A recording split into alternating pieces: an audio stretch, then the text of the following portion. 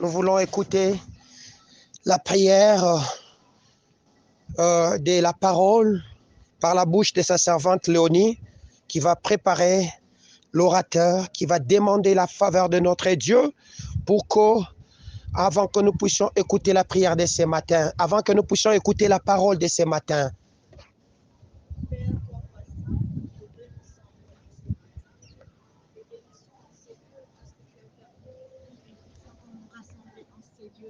La Bible dit, là où deux ou trois se réunissent en mon nom, je suis au milieu d'eux. Merci parce que tu es au milieu de nous. Seigneur, en ce temps, laisse que celui-ci puisse t'appartenir. Saint-Esprit, nous avons besoin de toi. Viens et siéger au milieu de nous. Oriente-nous, Seigneur, au travers de cette parole. Nous voulons t'écouter, nous voulons te sentir. Seigneur, je recommande celui que tu t'es choisi en ce matin, Seigneur, pour nous parler, au travers desquels tu vas nous parler, Seigneur de grâce, qu'il soit un instrument, qu'il soit, Père éternel des armées, une trompette, oh Yahweh, qu'il sonne, oh Père éternel des armées, de ta part, dans le nom de Jésus-Christ. Oh Seigneur des armées, ainsi que le peuple qui va t'écouter, au travers le monde, Seigneur des armées, puisse, Père éternel des armées, sentir ta présence, écouter ta consolation, ô éternel et Dieu de grâce. Au nom puissant de Jésus-Christ, nous remettons ce temps merveilleux et nous les bénissons au nom puissant de Jésus-Christ. Amen. Amen, amen. Est-ce que tu peux acclamer Jésus? Tu peux très bien acclamer le roi des rois. Amen, amen. Amen, amen. Que mon Dieu vous bénisse. Que mon Dieu vous bénisse encore abondamment. De partout où vous allez suivre ces messages, et vous qui êtes avec nous ici à Lubumbashi, en République démocratique du Congo, nous vous bénissons de la part de notre Seigneur, le Dieu merveilleux qui nous aime tant. Et nous vous souhaitons un heureux mois de juin 2022 qui vient de commencer. Nous sommes aujourd'hui en son premier dimanche et nous sommes porteurs d'une très bonne nouvelle de la part de notre Dieu pour vous, ses enfants. Amen, amen. Amen. Oui, le mois qui vient de commencer est pour nous un mois de rétribution, un mois de rétribution. Selon que notre Dieu a dit qu'il va payer à chacun selon ce qu'il a mérité. Amen, amen. Alors, ce thème nous a été donné depuis le courant du mois de mai qui vient de s'achever. C'est tiré du livre de 2 Thessaloniciens, chapitre 1er, le verset 6 au verset 7. La Bible nous dit, je le cite au nom de Jésus, « Il est de la justice de notre Dieu de rendre l'affliction à ceux-là qui vous affligent et de donner à nous, son peuple, le repos en Jésus-Christ, son Fils qui apparaîtra. » Amen, amen.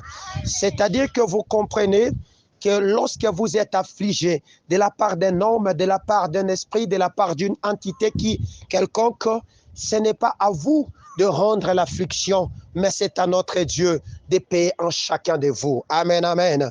Alors, il est donc juste pour nous, ces enfants, de s'aimer dans la bonne terre pour que nous ne puissions pas récolter quelque chose de mauvais. Amen, amen. C'est comme ça, ce matin, nous allons parler de sémailles et de moissons. Amen, amen. Que mon Dieu vous bénisse. Les sous-thèmes dans le thème principal de ce mois, le sous-thème de ce dimanche 5 juin 2022 s'intitule « Les sémailles et la moisson ». Amen, amen. Pour cela, je vais vous convier à lire quelques passages pour bien comprendre ce que le Seigneur voudrait que nous puissions dire en ce jour de la part de son peuple. Nous sommes dans les livres de Genèse, chapitre 26, le verset 15e au verset 30e. Amen, amen. Et nous lirons encore Osée, chapitre 10, le verset 1 à 2, pour nous allons sauter 12, et le chapitre 12, verset 3, 13, et quelques autres passages que vous pouvez lire à la maison, que nous allons vous donner par la suite de cette lecture. Amen, amen. Nous sommes donc dans le livre de Genèse, chapitre 26. Genèse, chapitre 26, le verset 15e au verset 30e. Amen, amen. Je vais le lire dans la version Louis II. Je vais le lire dans la version Louis II. Nous sommes dans le livre de Genèse, chapitre 26, verset 15 à 30. Au nom de Jésus, je les lis. Amen, amen. La parole de l'Éternel me dit ceci. La parole de l'Éternel me dit ceci, au nom de Jésus. Donnez-moi une minute. Tout le puits qu'avaient creusé les serviteurs de son père du temps d'Abraham, son père, les Philistins les comblèrent et les remplirent de poussière. Et Abimelech dit à Isaac, va-t'en de chez nous, car tu es beaucoup plus puissant que nous. Isaac partit de là et campa dans la vallée de Guérar, où il s'établit. Et Isaac creusa de nouveau de puits d'eau qu'on avait creusé du temps d'Abraham, son père, et qu'avaient comblé les Philistins après la mort d'Abraham. Il leur donna les mêmes noms que son père leur avait donnés. Les serviteurs d'Isaac creusèrent encore dans la vallée et y trouvèrent un puits d'eau vive. Les bergers de Guérar querellèrent les bergers d'Isaac en disant « L'eau est à nous ». Et il donna au puits le nom de Sec, parce qu'il s'était disputé avec lui. Ses serviteurs creusèrent un autre puits, au sujet duquel on chercha aussi une querelle. Il s'appelait Sitna. Il se transporta de là et creusa un autre puits pour lequel on ne chercha pas de querelle. Il l'appela Rehoboth, car dit-il, l'Éternel nous a maintenant mis au large et nous prospérons dans le pays. Il remonta de là à Beersheba et l'Éternel lui apparut dans la nuit et dit, je suis le Dieu d'Abraham, ton père. Ne crains point car je suis avec toi. Je te bénirai et je te multiplierai et je multiplierai ta postérité à cause d'Abraham, mon serviteur. Il bâtit là un autel et il invoqua le nom de l'Éternel. Il y dressa sa tente et les serviteurs d'Isaac, ils creusèrent un puits. Abimelech vint de Guérar auprès de lui avec Aouzat, son ami, et Picol, chef de son armée. Isaac leur dit, pourquoi venez-vous vers moi, puisque vous me haïssez et que vous m'avez envoyé chez vous? Ils répondirent, nous voyons que l'Éternel est avec toi. C'est pourquoi nous disons qu'il y ait un serment entre nous et toi, et que nous fassions alliance avec toi. Jure que tu ne nous feras aucun mal, de même que nous ne t'avons point maltraité, que nous t'avons fait seulement du bien et que nous t'avons laissé partir en paix. Tu es maintenant béni de l'Éternel. Isaac leur fit un festin et ils mangèrent et burent. Amen, amen. Nous sommes dans le livre de Osée, chapitre 10. Osée, chapitre 10e, le verset 1 à 2. Écoutez ce que la parole de l'Éternel me dit. Israël était une vigne féconde qui rendait beaucoup de fruits.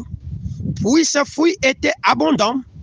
Plus ce fruit était abondant, plus il a multiplié les autels. Plus son pays était prospère, plus il a embelli les statues. Leur cœur est partagé. Ils vont emporter la peine. L'Éternel renversa leur autel, l'Éternel renversera leur autel, détruira leur statue. Nous sautons, nous allons au 12e chapitre, le verset 10. Et moi, je suis l'Éternel ton Dieu. Dès les pays d'Égypte, je te ferai encore habiter sous des tentes comme au jour des fêtes. Au verset 13, Jacob s'enfuit au pays d'Aram. Israël servit pour une femme, et pour une femme, il garda ses troupeaux. Amen, amen. Nous terminons avec un passage qui est tiré du livre des Corinthiens. Nous sommes dans le livre de Romains, pardon. Romains chapitre 6, le verset 23. Romains chapitre 6, le verset 23. Je le lis rapidement pour vous. Au nom de Jésus. Romains chapitre 6, le verset 23. Car le salaire du péché, c'est la mort.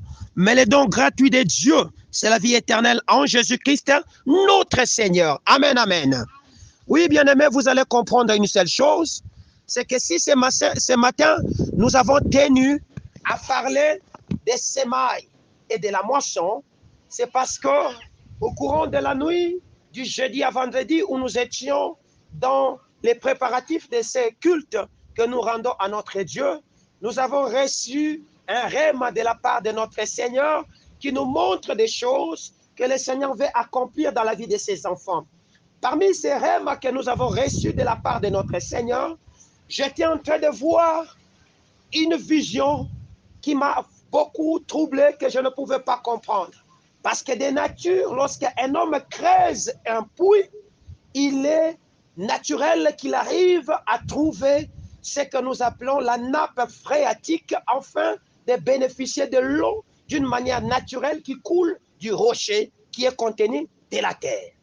Mais malheureusement, cette fois-là, j'étais en train de voir, ou heureusement cette fois-là, dans ma vision que le Seigneur me montrait, je voyais un puits, et ce puits était arrosé, non pas de l'eau qui venait des nappes phréatiques, mais c'était arrosé par un tuyau dont je ne voyais pas d'où ça venait. Et ce tuyau était en train de mettre de l'eau dans le puits qui était à sec. Amen, amen.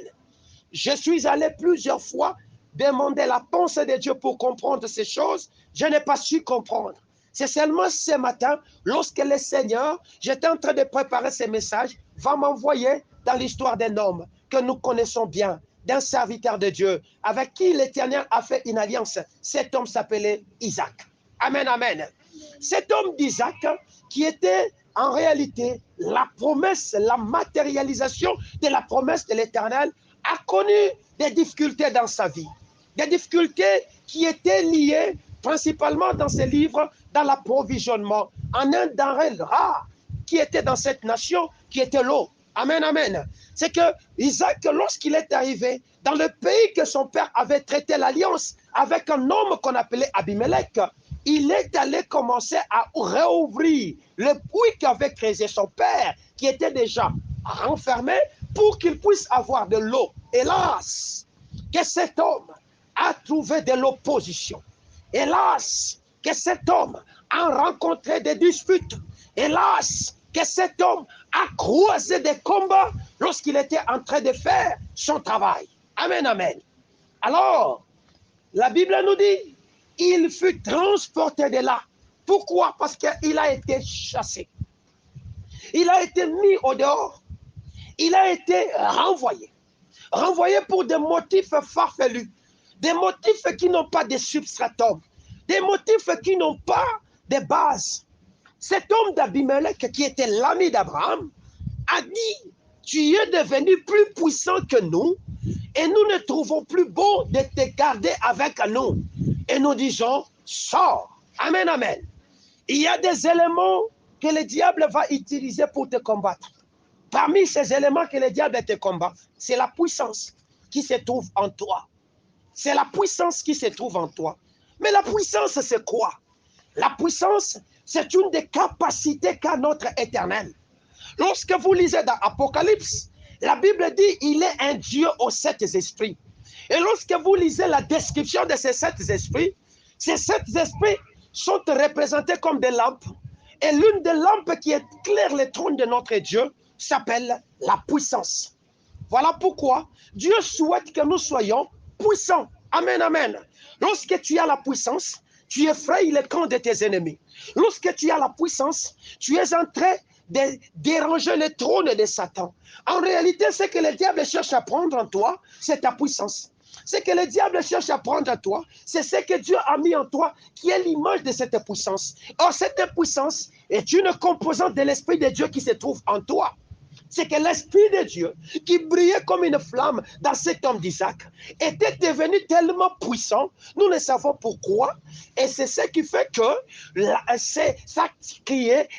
ça créait ce qu'on appelle la jalousie d'un homme, jusqu'à tel point on l'a chassé. Oui, je sais que tu me diras, mais je n'ai pas de puissance, je ne vois pas une puissance en moi. Oui, lorsque toi tu te mets à prier, c'est que tu es en train de dégager une puissance. Tu es en train de dégager une atmosphère, un rayonnement assez puissant qui dérange le trône de Satan. C'est comme ça que dans la maison de ton père, ou dans la maison de ta mère, ou là où tu habites, dans les campus, dans les travails où tu es, à cause de ce que toi tu es en train de faire, l'ennemi a commencé à faire son travail, qui est de faire quoi? De te détruire et de te chasser. Amen, amen. Bien-aimés dans le Seigneur, comprenons une seule chose, c'est que l'ennemi, en ces temps de mois de juin que nous commençons, s'est rapproché de son Église, de l'Église de Dieu, pour chercher à arracher et à détruire la puissance que l'Église commence à dégager pendant ces temps. C'est comme ça que vous voyez l'infiltration de puissances occultes dans l'Église pour affaiblir de cette puissance qui est en train de monter. Il y a des occultistes qui se font passer des chrétiens et qui infiltrent l'Église afin de vous communiquer quelque chose de contraire et de détruire la flamme de l'Esprit qui est en train de monter en vous. Amen, amen. Lorsque le Seigneur commence à parler par la bouche de Osée, en prophétisant sur Israël, il prophétise quelque chose dans ce que nous venons de lire avec vous. C'est que vous comprenez d'abord que le Seigneur, quand il veut parler d'Israël, il utilise plusieurs mots à la fois. Dans d'autres passages, il dit ma vierge. Dans d'autres passages, il dit ma vigne. Dans d'autres passages, il dit ma nation. Vous comprenez? Ça, c'est le langage de Dieu. Mais dans ce langage de Osée, le Seigneur parle d'une vigne. Il personnifie Israël comme une vigne. Il montre, il constate quelque chose d'anormal dans ce qui était dans Israël pendant ces temps. Il constate des difficultés qui étaient en train de sévir dans la vie d'Israël. Son constat, c'est que, Dieu se rend compte que plus Israël était en train de prospérer, plus Israël était en train de se pervertir. Plus Israël était en train de devenir puissant, plus sa maison était en train de devenir belle. Israël construisait des hôtels qui n'étaient pas des hôtels pour rendre grâce à Dieu, mais pour y mettre ses idoles et commencer à adorer ces idoles là-bas. Tu as étudié, bien-aimé dans le Seigneur. Tu t'es marié sans chercher le diable. Tu es allé trouver de l'argent sans que tu puisses chercher le diable. Je me demande pourquoi tu vas aller faire des alliances avec le monde occulte. Nous constatons qu'il y a des gens extrêmement intelligents. Ils ont fait des distinctions lors des études universitaires, mais lorsqu'ils entrent dans la vie pratique, ils commencent à faire quoi? À chercher à soutenir ou à protéger son travail avec des puissances occultes ou des alliances qu'ils traitent avec les dieux de cette nation-là.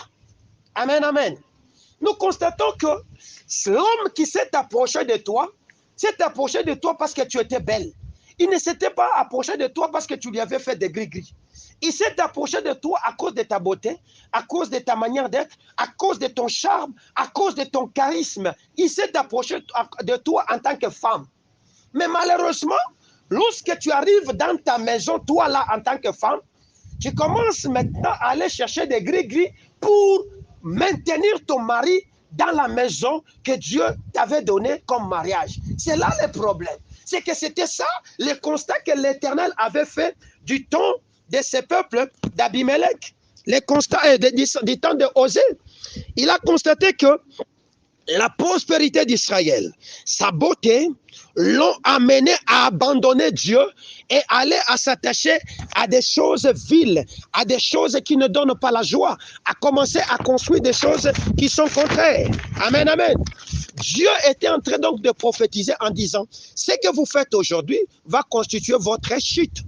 Israël a commencé à s'aimer dans l'idolâtrie des dieux étrangers. Israël avait commencé à s'aimer dans des choses qui étaient contraires. C'est ce que tu es en train de faire. Sache qu'un homme, c'est qu'un homme aura sémé, il le moissonne à coup sûr. Amen, amen. Voilà la loi de sémailles et la loi de moisson qui est contenue dans le mystère de la rétribution. Amen, amen.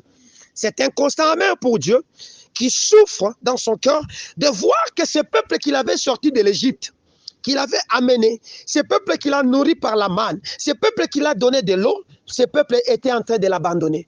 De voir que toi là, qui étais en train de chercher Dieu en disant donne-moi un mari, donne-moi un travail, lorsque tu trouves le mariage, lorsque tu trouves le travail, lorsque tu as cette réussite là-bas, tu abandonnes Dieu. Amen, amen. C'est que Dieu s'est plaint même de dire, voici un peuple que j'ai sorti du joug de Pharaon. C'est-à-dire quoi? Des autorités de ce monde. Voici un peuple que j'ai sorti de l'esclavage de la chair, à qui je fais du bien. Mais ce peuple a commencé à m'abandonner. Amen, amen. Ce peuple a commencé à aller au-delà de ce que moi, je lui avais donné pour aller servir d'autres dieux. Bien-aimé, sachez-le, que la bénédiction que Dieu te donne, la bénédiction que Dieu déploie sur toi, a pour objectif que tu puisses les servir. C'est-à-dire quoi? Lui rendre les honneurs qu'il a besoin. C'est ça l'objectif pour lequel le Seigneur te bénit. Il ne te bénit pas pour que tu puisses construire des hôtels auprès des divinités que toi tu as commencé à vénérer aujourd'hui. Amen, amen. C'est que le Seigneur constate aussi, c'est que malgré que le peuple pouvait se pervertir, il y avait quand même de l'espoir. Cet espoir qu'il donne, toujours dans Osée 10, le verset 12 et le verset 13, et le verset 12, il constate qu'il y a quand même un peu de l'espoir que ce peuple fasse quoi? Revienne à la raison. Amen, amen. Il est grand temps pour toi et moi de constater que nous sommes en train de partir au loin et qu'il est maintenant moment de faire quoi? De rentrer à la raison, de rentrer à la raison, de rentrer chez Dieu. Amen, amen. Bien-aimé, Isaac est allé creuser des puits que son père avait laissés. Et ces puits l'ont attiré de grands combats, des combats terribles. Le problème, c'est que tu es en train de subir certains combats parce que tu cherches à suivre scrupuleusement les lois qui ont été édictées dans ta maison, qui n'ont aucun soubassement dans le fondement de notre vie chrétienne, qui est la parole de notre Dieu. Amen, amen. Et lorsque toi, tu commences à creuser ces puits là-bas, tu t'attires ce qu'on appelle une série de combats ou de difficultés que tu ne sais pas faire. Chacun a son chemin. Chacun a sa route que Dieu a tracée sur cette terre. C'est vrai que Dieu t'a placé dans cette famille là-bas, mais Dieu ne t'a pas dit de suivre les lois et les coutumes de cette famille là-bas. Voici ce que la Bible dit. Les pays dans lesquels vous allez entrer, ne vous associez pas avec ces peuples-là. Ne prenez pas leurs femmes pour vos femmes. Ne mariez pas vos enfants avec leurs femmes, de peur qu'ils vous contaminent, bien-aimés dans le Seigneur. Le pays que tu es entré, c'est-à-dire le travail que tu as trouvé, ne prends pas les coutumes de ce travail là-bas, de ces hommes que tu as trouvés là-bas. Ne prends pas les habitudes de ces gens là-bas. Tu peux bien et beau entrer dans un travail où le système de fonctionnement de ce travail est fondé sur le vol, est fondé sur l'occultisme, est fondé sur le colportage, est fondé sur tout un tas d'éléments contraires. Toi, fais ce que Dieu t'a dit de faire parce que tu as été envoyé là-bas en missionnaire, afin que le monde puisse reconnaître ton Dieu. Abimelech avait fini par comprendre que le Dieu d'Israël avait béni Jacob, parce que Jacob ne s'était pas associé aux coutumes des Philistins. Amen, amen. Il ne s'était pas associé à cela. Lorsqu'il est arrivé à quitter de là, c'est-à-dire la Bible dit, il se transporta de ces lieux-là pour aller se déposer dans un autre lieu. La première des choses, c'est que il a quitté les lieux de la contestation qui s'appelait Essek. Il a quitté les lieux de haine qui s'appelait Sitna pour aller creuser des puits où Dieu pouvait les mettre au large. Il y a un puits où Dieu pouvait les mettre au large, c'est-à-dire en dehors des difficultés, en dehors des disputes, en dehors des contestations. Ce puits était creusé à la seule force et puissance qui se trouvait en lui. Amen, amen. Pourquoi cherchais-tu à t'appuyer sur des hommes? La Bible dit, maudit soit celui qui se confie en l'homme. Heureux celui qui se confie en l'Éternel. Maudit soit celui qui se confie en l'homme. C'est que toi, tu penses que pour trouver du travail, il faut impérativement qu'on puisse te recommander. C'est faux. Toi, tu penses que pour trouver un mari, il faut qu'il y ait des connexions. C'est faux. Qui t'a dit que ces choses-là doivent être ainsi?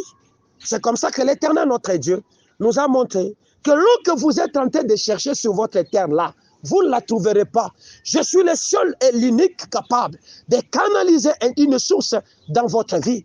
Dans Ésaïe chapitre 43, le verset 19, il a dit, je mettrai des fleuves d'eau dans ces milieux déserts-là. Amen, amen. C'est comme ça qu'au verset 18, il a dit, ne considérez plus les événements passés. Voici, je vais faire quelque chose de nouveau. Ne la voyez-vous pas venir? il a dit, je mettrai des sources d'eau. C'est-à-dire, ce sont des eaux que nous n'avons pas cherchées avec notre force, mais des eaux que l'Éternel lui-même a creusées et il a dragué, il a canalisé vers nous et que nous sommes arrosés par cette eau là-bas. Amen, amen. Amen, amen. Donc, vous comprenez que lorsqu'il arrive à Beersheba, où il va creuser le puits du serment ou de l'alliance, il a fait un puits du serment et de l'alliance avec l'Éternel.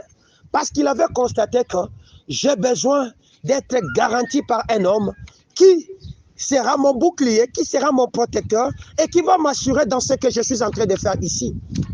Il est aussi arrivé à creuser un Dieu, à creuser un autre puits. Ce puits-là s'appelait Bielai Roy. Amen, amen. Qui veut dire celui qui est mes voix.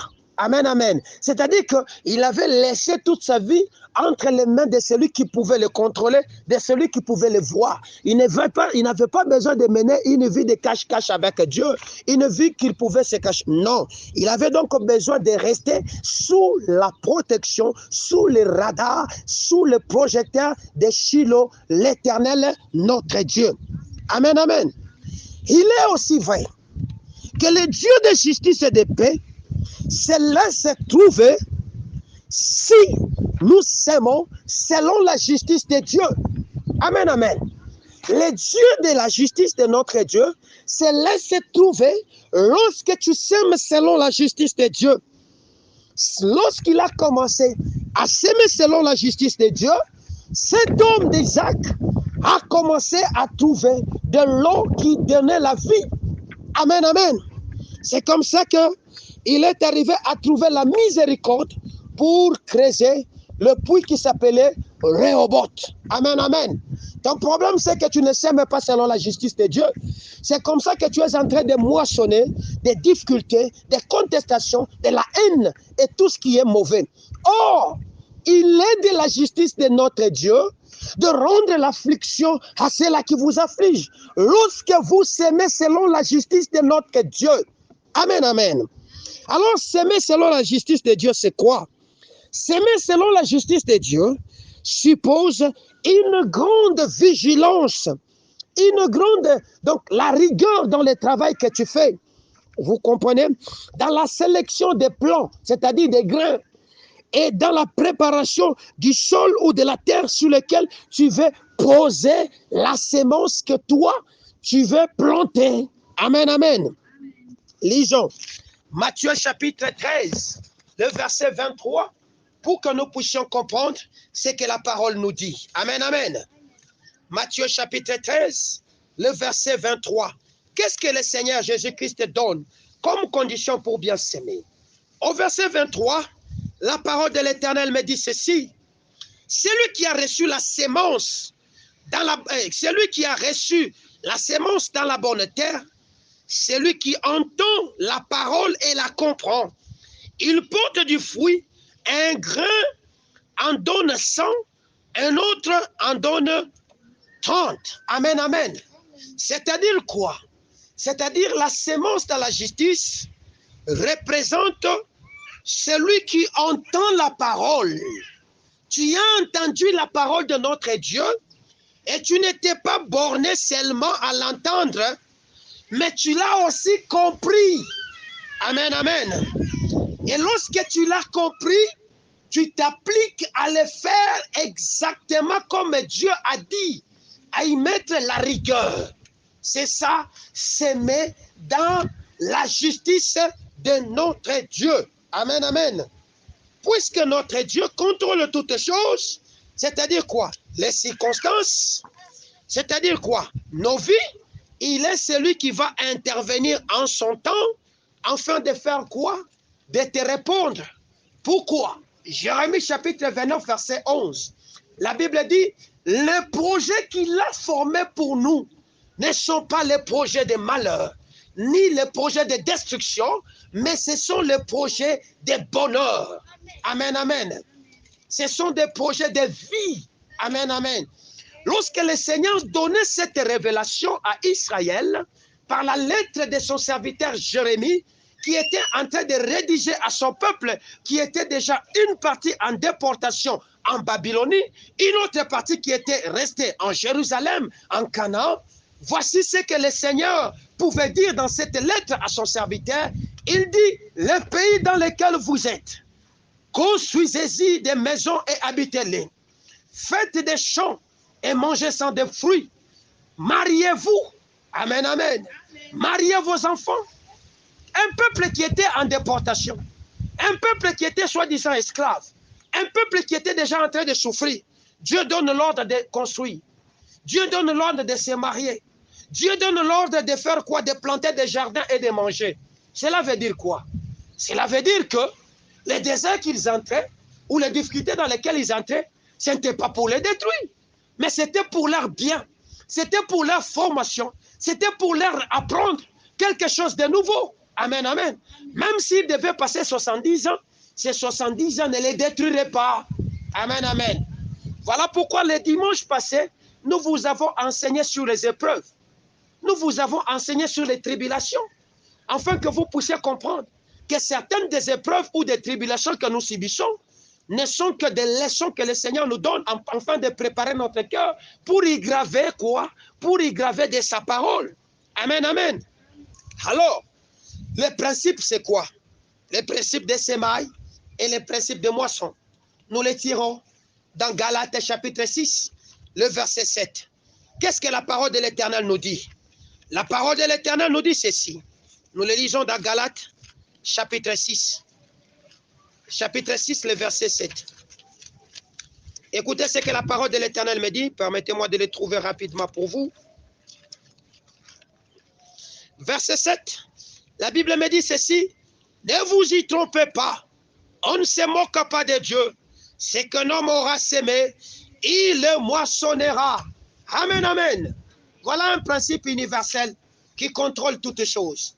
C'est qu'aujourd'hui, toi qui te moques de ton ami, on se moquera de toi. Toi qui combats ton ami, on te combattra. Toi qui pilles l'État, on te pillera. Souvenez-vous des gens qui sont passés dans ce pays. Ils ont puissamment pillé ce pays. Mais leur fin était calamiteuse et c'était une fête désastreuse. C'est qu'ils se sont retrouvés pauvres avec des comptes en banque bloqués en Suisse et ils n'avaient plus rien. Les enfants devaient fuir la Suisse, fuir la France, rentrer, venir encore chercher dans ces pays. Pourquoi?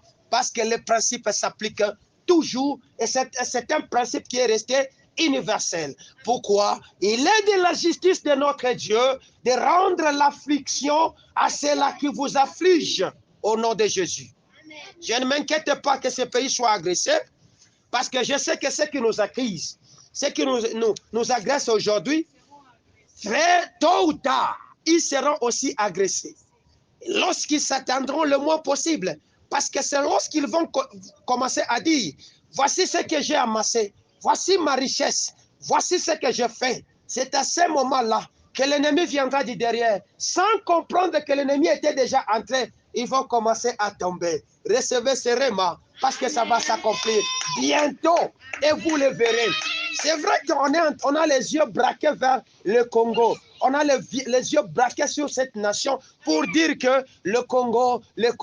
Mais ils oublient que derrière leur dos, un ennemi a commencé sa marche et il est en train d'entrer d'une manière insidieuse. Il est déjà dans ce pays là-bas. Je parle comme un prophète. Il est déjà là. Et lorsqu'ils vont tomber, ils ne comprendront pas. Parce qu'ils sont tellement concentrés à piller la richesse, à voler. Toi qui pilles, tu seras aussi pillé. Toi qui voles, tu seras aussi volé. Toi qui tues, tu seras aussi tué. Parce que ce qu'un homme aura semé, il le moissonne à coup sûr. Au nom de Jésus. Amen, amen. Amen, amen. C'est-à-dire quoi? Nous devons s'aimer donc, nous en tant que Dieu, en tant qu'enfants de Dieu, la justice. En faisant les bonnes choses comme le veut notre Dieu. Amen, amen. Nous devons faire des bonnes choses à ceux-là qui nous aiment. À ceux-là même qui nous haïssent, nous devons continuer à faire des bonnes choses. C'est comme ça que nous allons récolter la bonté, la douceur de cœur et la bonté que Dieu donne. Mais nous aimons quoi? Nous aimons ce qui est écrit dans Proverbe chapitre 11, le verset 16. Amen, amen. Amen. Proverbe chapitre 11, le verset 16. Je vais le lire pour vous, au nom de Jésus-Christ, afin que vous puissiez comprendre. Proverbe chapitre 11, le verset 16. Ma Bible me dit ceci. L'insensé, et non, pardon, verset 16. Une femme qui a de la grâce obtient la gloire, et ceux qui ont de la force obtiennent la richesse. Amen, amen. Dans d'autres versions, on dit, une femme qui a de charme moissonne la gloire. Le charme dont on parle, ce n'est que la femme gracieuse. Amen, amen. Nous, en tant que femmes du Christ, en tant qu'épouse, nous sommes donc appelés à être des gracieuses femmes au service des autres, en s'aimant ce qui est bon, en faisant ce qui est bon et ce qui est droit. C'est alors que nous allons moissonner la gloire. Amen, amen. Toi qui dis, Seigneur, fais-moi voir ta gloire, tu as besoin de soigner ta manière d'être. Tu as besoin de soigner ta manière de vivre. Tu as besoin de te montrer digne de recevoir cette gloire. Tu as besoin d'être donc serviable par rapport aux autres. Je vois mal que tu reçoives la gloire de notre Dieu en étant égoïste, en étant haineuse, en séparant les uns, en tuant, en se moquant des autres.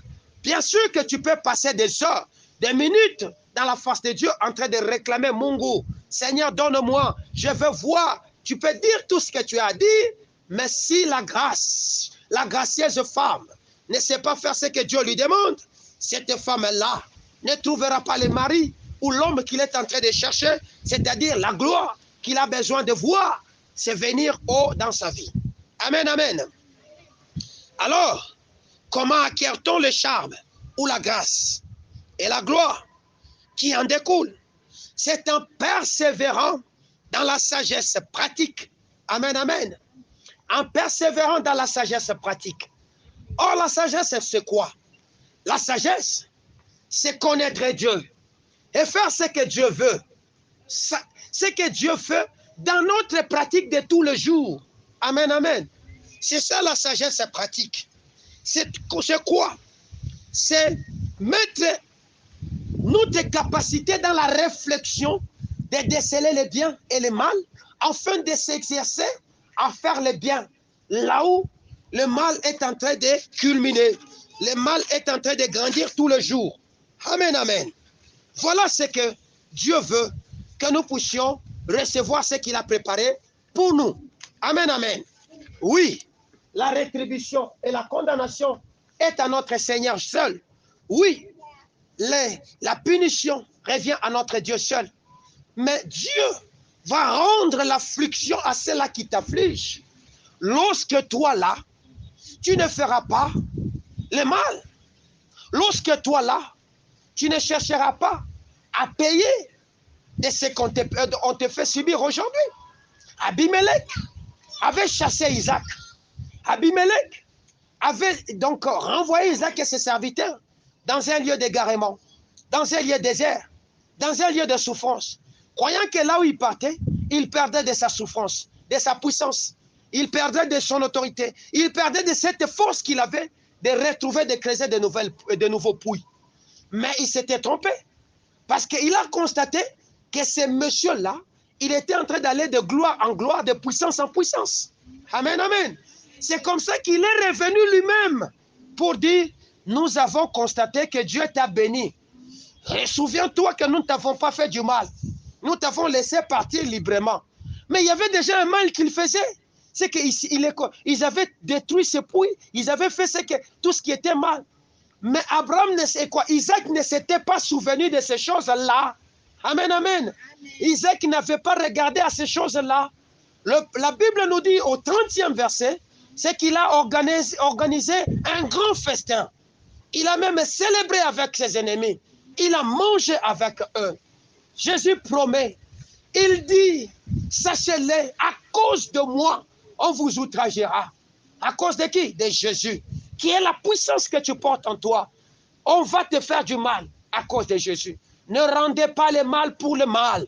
Laissez Dieu rendre l'affliction à ceux-là qui vous affligent au nom de Jésus-Christ. Parce que le salaire que nous recevons de Jésus est un salaire que nous recevons au moyen de souffrances et de peines. Amen, amen. Pierre nous l'avait même dit. Il a dit, soyez dans la joie lorsqu'on vous outragera. Ne pleurez pas lorsqu'on va te dire, oh, tu as vu qu'on t'a laissé l'argent des transports. On a dit, tu vas donner à ma fille pour qu'il aille à l'école. Mais ta grande sœur a bloqué cela. Vous comprenez par exemple. Ou tu as vu que ton père qui habite Kinshasa a envoyé de l'argent pour que toi tu étudies au campus. Mais il envoie ça par ta cousine. Ta cousine qui est aînée ou ta tante bloque cet argent. Il le bouffe. Il dit que toi là, je ne te donnerai pas. Sois dans la joie. Ne reste pas aigri vis-à-vis de cette personne là-bas. Continue à le saluer. Continue à lui rendre les honneurs qu'il lui doit. Amen, amen. Parce que le salaire, ce n'est pas à toi que tu vas lui payer. Mais c'est Dieu qui va faire quoi? Les payer. Amen, amen. Mais le problème, c'est que les chrétiens d'aujourd'hui, lorsqu'ils constatent ces choses, il se renferme en lui-même, il ferme son cœur, il commence à dire, on saura, on saura. Il fait la prière d'Élie sur le mont Carmel. Que l'on sache aujourd'hui que tu es avec moi. Tu commences à invoquer le feu sur cette personne là-bas. Le feu ne descendra jamais. Tu commences à souhaiter son malheur. Le malheur ne viendra jamais. Tu commences à souhaiter qu'il s'appauvrisse. Elle deviendra de plus en plus riche. Parce que cette loi ne s'applique pas de cette manière-là. Cette loi s'applique de manière contraire. Lorsque nous faisons du bien, nous attirons maintenant le feu. C'est-à-dire le regard de notre Dieu quitte maintenant. Il constate et dit, qu'est-ce qui se passe? Pourquoi il prie toujours de bonnes choses? Lorsqu'il regarde, il voit que ce feu-là est assis sur ce qu'on appelle la paille. Il dit, ah, donc c'était mauvais. Je lui rends cette affliction. C'est-à-dire, lorsque toi tu le bénis, bon, ça c'est moi qui parle, hein, Dieu commence à transformer cette bénédiction en une forme de feu et de malédiction sur sa tête. C'est là que tu diras, Dieu s'est souvenu de nous. Amen, amen. Lorsque Abimelech commençait à s'appauvrir, c'est à cette année-là que Dieu a commencé à rendre Isaac plus puissant. La Bible dit, cette année-là, Isaac planta, il récolta au centuple. C'était dans une année où tout était sec, où absolument il n'y avait rien. Oui, je t'annonce la bonne nouvelle, c'est que le mois de juin qui vient de commencer est pour nous un mois de paiement de nos salaires. Nous avons sémé dans la persévérance en faisant de bonnes choses. Toi qui as fait ces choses, j'annonce la bonne nouvelle, c'est que Dieu va te donner, c'est que toi tu es en train de chercher. J'annonce la bonne nouvelle, c'est que ce mois-ci, Dieu va visiter les uns. Vous verrez des nations tomber, vous verrez d'autres se relever, vous verrez des gens pleurer, vous verrez d'autres se réjouir. Pourquoi? Parce que le maître de la maison est là. Celui qui paye, il est en train de marcher pour toi. Souvenez-vous, le mois passé, il a dit, je les amènerai dans ma maison, non pas pour les faire encore du mal, mais pour réjouir son cœur, les mettre dans la joie et dans l'allégresse. Cette maison, c'est quelle maison? C'est la maison de la prière que nous vous avons lue dans le livre d'Ésaïe en disant, il est écrit, ma maison sera appelée une maison de prière. C'est-à-dire, lorsqu'on te fera du mal, rentre en toi, concentre-toi, purifie-toi, prie, adore l'Éternel et tu verras ce que l'Éternel fera pour toi. Est-ce qu'on est ensemble? Est-ce qu'on me comprend très bien? Oui. La loi des semailles et des moissons, voici comment elle s'applique. Voici comment ça s'est fait dans ta vie.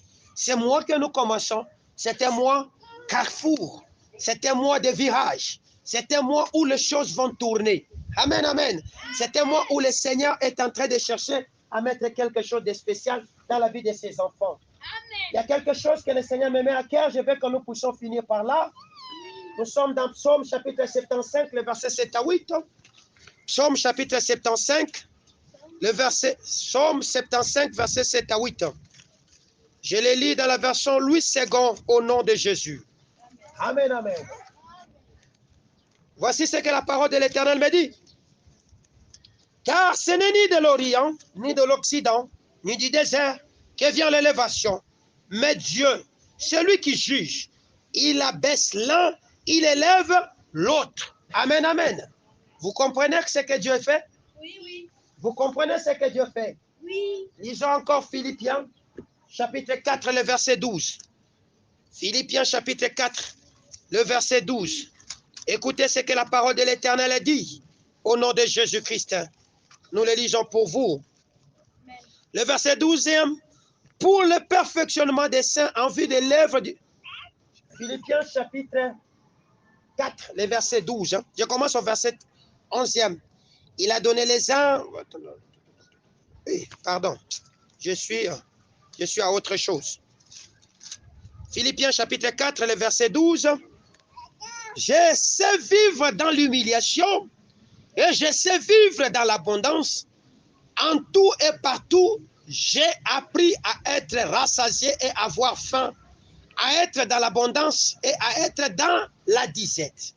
Ça, c'est Paul qui écrit à ses enfants. Donc, il savait vivre dans ces circonstances là-bas. Lorsqu'on l'affligeait, il savait vivre dans l'affliction. Lorsqu'il était aussi béni, il savait vivre. Nous devons nous évertuer à faire quoi? À faire ce qui est juste de la part de notre Seigneur. Amen, amen. C'est ça la justice, la sémence dans la justice de notre Dieu. Amen, amen. À faire ce qui est droit, à faire ce qui est bon, à faire ce qui est correct vis-à-vis des uns, vis-à-vis des autres et vis-à-vis de nous-mêmes dans le nom de Jésus-Christ. Est-ce qu'on est ensemble? Est-ce qu'on est ensemble? Amen. Voilà pourquoi le Seigneur nous a montré dans cette vision, l'eau ne venait pas par notre force. Pour dire, donc il m'a fait comprendre que ce n'était pas parce que Isaac devait creuser des puits que l'eau devait sortir. Mais celui qui a le contrôle de l'eau, c'est lui qui donne l'eau. Or, l'eau, c'est quoi? L'eau, c'est cette abondance que nous avons besoin pour vivre. Vous comprenez? Dans le corps de l'homme, tu as besoin de l'eau. Et d'ailleurs, le corps de l'homme est constitué de 70% de l'eau. Et la terre sur laquelle nous venons est constituée aussi de 70% de l'eau. C'est-à-dire que l'eau occupe une place primordiale dans la vie des chrétiens. Amen, amen. C'est comme ça que lorsque cet homme de David est en train d'écrire le psaume chapitre 1er, il compare l'homme. Il dit, cet homme-là, qui ne prend pas plaisir de s'asseoir dans des choses viles et consorts, il est comme un homme planté près d'un courant d'eau, dont son feuillage ne flétrira point. C'est-à-dire quoi? Ce courant d'eau vient du trône de l'Éternel qui arrose les nations. Amen, amen. Qui nous arrose de sa bénédiction et qui faut que, lorsque nous sommes arrosés, le fruit que le Seigneur avait caché à nous ressortisse afin que nous puissions nourrir ceux qui sont au dehors. C'est ce qui est écrit dans Apocalypse 22, parce que le fruit, même dans Ézéchiel, le fruit de cet arbre-là servait à guérir les nations. Et le feuillage avait un rôle. Vous comprenez? Qu'est-ce que toi tu produis aujourd'hui? Qu'est-ce que toi tu donnes dans cette maison? Est-ce que ça guérit les hommes ou ça détruit les hommes? N'est-ce pas que tu es en train de séparer? Tu auras ton salaire au courant de ces mois, au nom de Jésus-Christ. Toi qui cherches querelle aux gens, tu auras ton salaire au courant de ces mois. Toi qui cherches à diviser, tu auras ton salaire au courant de ces mois. Je parle bien du mois de juin 2022 dans lequel tous nous sommes entrés. Faites alors très attention parce que c'est un message extrêmement prophétique que je vous donne parce que Dieu est au contrôle des événements et des circonstances. On est d'accord? Tu caches à ta femme que tu l'aimes alors que tu es en train de mener une double vie. Les terrains dans lesquels tu es en train d'entrer aujourd'hui, sache qu'il y a des femmes qui mettent des maquilleuses comme Jézabel afin de te captiver. Et lorsque tu vas tomber dans cette chose-là, tu seras sur le lit de Jézabel. Le lit de Jézabel, c'est la prostitution. Tu seras enivré de la coupe de Jézabel. C'est quoi? C'est toute cette vie-là de dérèglement social, de dérèglement de manière générale qui va t'accompagner.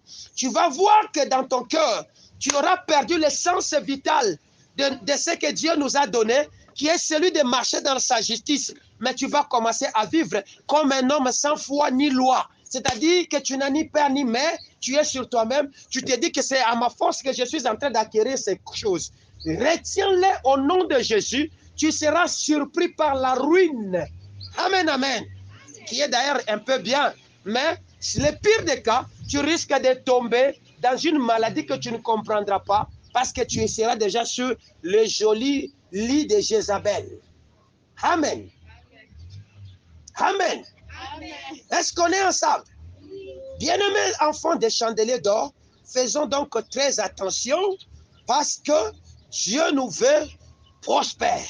Dieu veut que nous puissions prospérer à tous égards. Mais nous n'allons pas prospérer lorsqu'on aura un pied chez Isabelle, un pied à l'église. D'ailleurs, toi là, tu as déjà fouillé l'église. Tu n'es plus dans la maison de l'Éternel, mais tu attends que Dieu puisse t'assister et étendre sa main sur toi. La Jézabel est là. Le Seigneur a montré ces choses. La Jézabel, elle est là, dans cette personne-là. Et dans la maison de Jézabel, il y a les prophètes de Jézabel qui sont là. Qui sont ces gens-là que toi, tu ne connais pas. Tu penses que ce sont des gens qui t'accueillent. Or, ce sont des généraux dans l'occultisme et dans la sorcellerie et qui t'étendent les filets de l'oiseleur. Et ça peste. Et ils vont t'attraper. Et lorsque tu seras dedans, tu seras lié. Tu ne sortiras plus. Tu te souviendras aisément de cette parole et tu la chercheras. L'eau aura déjà quitté. Parce que ton puits deviendra un trou noir comme les secs. Ça deviendra un lieu de contestation et un lieu de haine. Les gens vont contester ton travail en disant, dis, moi je t'ai payé mon argent pour que tu fasses ceci, mais cet animal ne grandit pas. Oh, ceci, donc tu vas voir que tu fais bien, mais les gens commencent à voir que ce que toi tu fais bien est mauvais. Pourquoi? Les lits de Jézabel. Sortez du milieu de vous, mon peuple. Ne prenez pas part à ces choses-là. On me regarde attentivement. Je ne sais pas si on regarde à la manière que je me présente ou on regarde à la parole que je dis.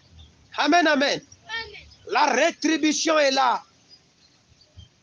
Les salaires viennent pour tout le monde. Amen, amen. Oui, pour moi, je suis dans la joie parce que toi et moi, nous allons fêter. Si nous avons été droits au courant de ces mois. Souvenez-vous que nous sommes dans une année de la faveur de notre Seigneur, où Dieu veut nous faire faveur devant les hommes, devant Dieu et dans nos propres affaires. Que mon Dieu vous bénisse abondamment. C'est comme ça que l'Éternel a dit, vous avez assez demeuré sur cette montagne, tournez maintenant, prenez la direction du nord. Amen, amen. Amen. Je me souviens dans Ézéchiel chapitre 18, le verset, je crois, 30, la Bible dit, tournez, afin que l'iniquité ne puisse pas causer votre ruine. Il est grand temps de tourner, de sortir de la haine, de la jalousie, de l'occultisme, de la magie, d'abandonner toutes ces choses et de faire ce qui est juste devant la face de notre Dieu. C'est alors que vous allez récolter les bonnes choses. Que mon Dieu vous bénisse. Au nom de Jésus, nous acclamons. Amen. Amen. Que Dieu vous bénisse.